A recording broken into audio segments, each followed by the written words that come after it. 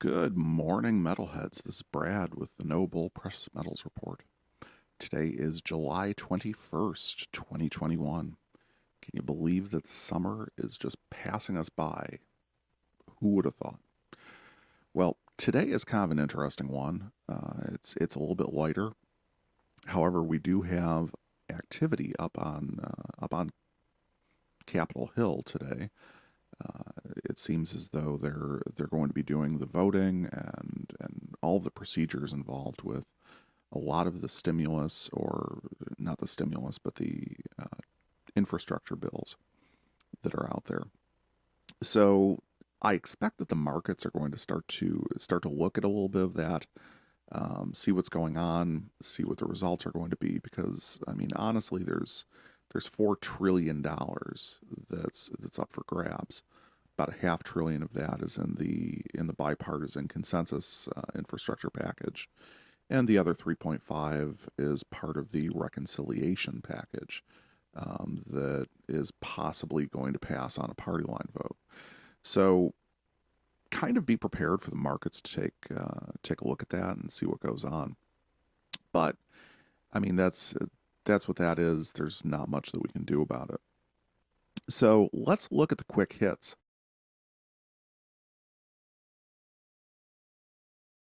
Today, the big board is mostly up, and again, it's 20 after 9 as I'm recording this, so we haven't gotten into actual trading hours yet. We're still in the futures aspect. But silver is up ever so slightly by about 0.25%. Gold is down today, finally.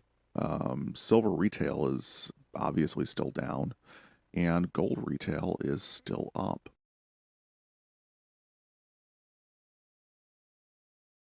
Turning to the big FinViz board, we can see where things kind of stand this early in the morning, pre-trading. If we look at the indices, we can see the Dow, although I didn't report on it yesterday, yesterday was a pretty significant day. Almost all the indices were up pretty good. The Dow was still going into today on an upward beat. So we're looking at that almost at that 35,000 mark. And to me, that's just crazy, but is what it is. The S&P 500 is looking up. NASDAQ's looking down a little bit. The Russell 2000 small caps, those are also looking good. So we look into energy. I mean, as you can see, it's pretty bright green. So energy futures are up. Grains are mixed. We got two of the soybeans and soybean oil are both down. Soybean meal is up. Corn, wheat, rough rice, oats, they're all up. In the metals sector, platinum and copper are running roughly flat. They're both skewing a little bit negative, but they're mostly flat at 0.04% and 0.07% for platinum and copper, respectively. Palladium's up almost 0.5%. Silver, as I mentioned, is up almost 0.25%. And gold is down almost 0.75%. And we're under the 1800 mark. So that's going to drive a little bit of what we're seeing.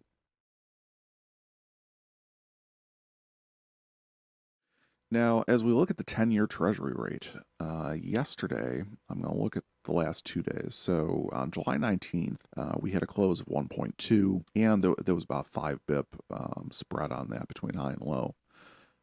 Yesterday, on July 20th, we further declined to 1.19%. And again, there was an even much wider spread on that, a 9 bip spread. In early trading, we're already seeing that starting to skew up. We're still in very low territory. And believe it or not, I've actually had a lot of conversations on this about the meaning of why a 10-year treasury at this level with the equities at the level that they're at, and metals being where they are, and everything else, why this is such a bad thing. At some point, I'll actually articulate my thoughts better than I usually do on this, and probably present that out a bit, because I think it's something that's important that we all have to be aware of as things progress, because this is really a very critical indicator within the larger economy and what we're looking at going forward.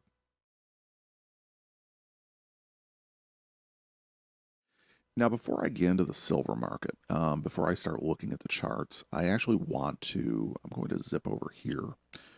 And this is the Chicago Mercantile Exchange Group's open interest report, and they release this on a daily basis. So what we're looking at is, if we look at July, these are the July contracts, and that's what we're in right now. There is not a significant amount of actual traffic that's going across on July. We're not in the current period.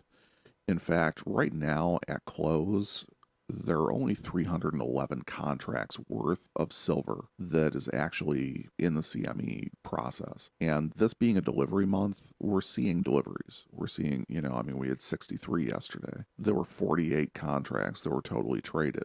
You're not seeing a lot of this. We're not trading in the current period. And as we start looking down, what we can see is that, September 21st or September 2021, that's where the contract activity is coming from. Now, when you look at spot price, for those of you that don't know, spot price is determined by the price of the contract from the most traded contract period.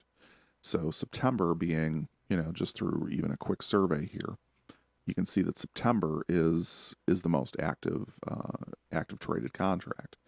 So what they do with that is they look at the price that's currently being traded for the September contract.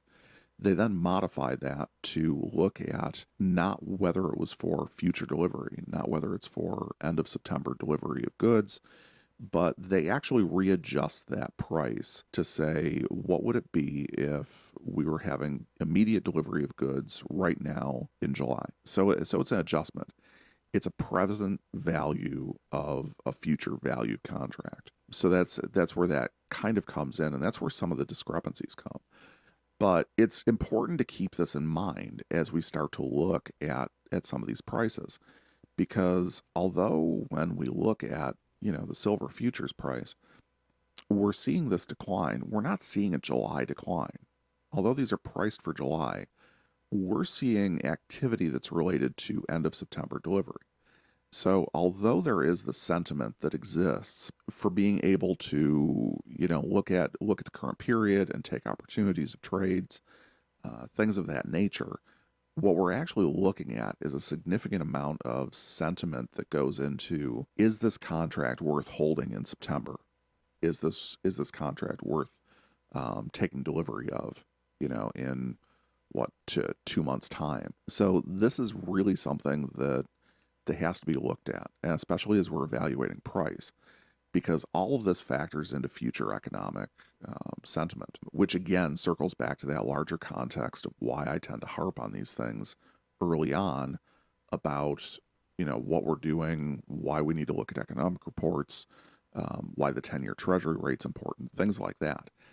So although I talk about precious metals, and that's my primary focus, and that's where my heart lies with this vlog each day, it's really important to understand the larger context that these exist in, because this is a big deal. So getting to the price specifically, we can see that price has pretty much declined, but we had gotten into, the last time I talked about this, we were kind of in this churn area here, which as we start looking at that 5-day VWAP that extended from, July 16th, we can see that was right around that -1 standard deviation band. So we weren't that far off of where the actual volume weighted average price was. We had further adjusted that down. We had gotten down 24.94 around 11 a.m.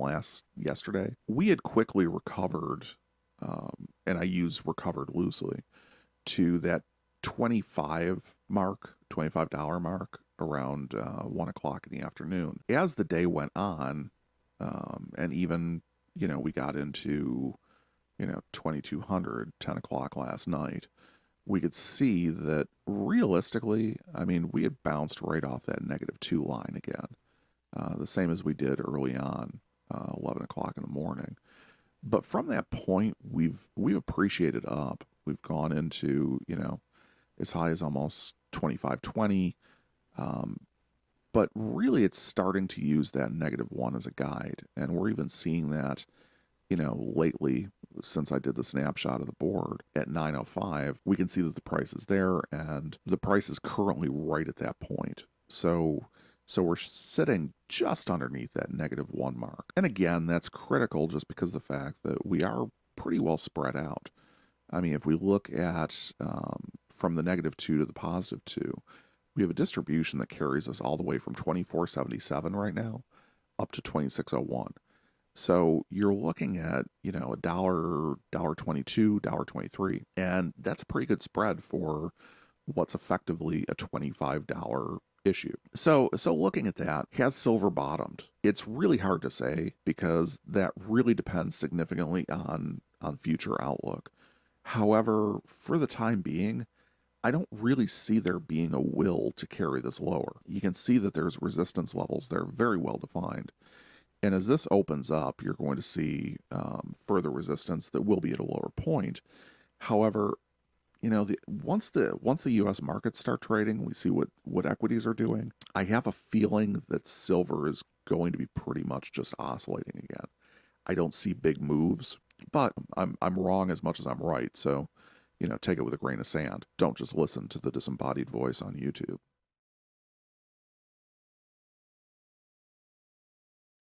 So with gold, oh my, looking at the chart, we've had a very wide move. I'm just going to zoom in on the last couple of days, just so that we can kind of get a better picture of what's going on and really appreciate what's happened. We got down as far as on the 19th at 8:30. We were down as far as 1797.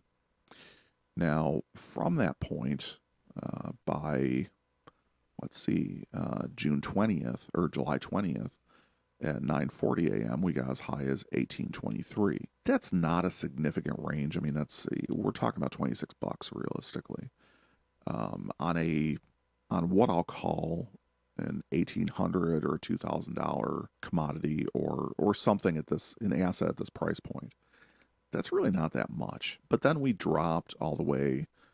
We had a pretty quick drop yesterday morning. That went at 11 o'clock. It went to 808 or 1808. We bounced as high as 1813, and then we kind of had this slow descent.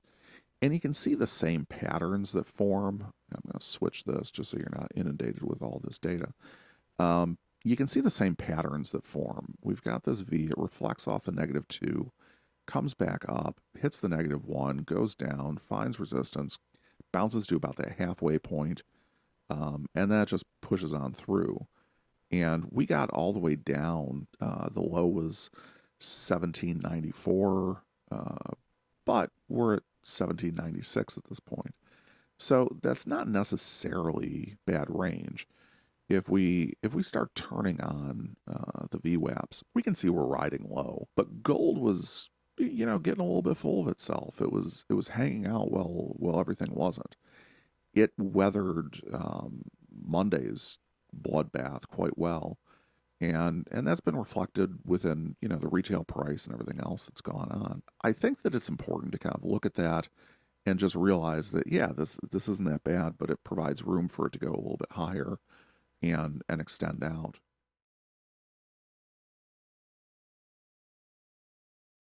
Now, on the 5-day performance, this is an interesting chart to look at because we've finally gotten to a point now where things are very much past where everything was playing nice and everything was moving together, and we've moved into a spot where we can see on the 16th where gold and silver, they were moving together, and then all of a sudden they diverged, and we can see the divergence that exists as we went into the weekend, hit Monday, and just kept on going. And what we can see now is that while gold is, held steady and declined, we're holding steady for here, roughly, and then began declining. We can see that silver took almost an opposite approach. Silver was very much on this bottom end, holding steady, declined a bit, but then it started to appreciate. And it kept on going up and up and up. And then, started to decline again as we saw the movements before. But over the 5 days, I mean, we've lost 5.4% on the value of silver. And again, that's paper value. It's not retail value. And I always want to make sure that there's a separation in my mind on that. Gold has lost negative 1.6. So definitely gold has been more resilient on things. However, silver is silver. What can I really say?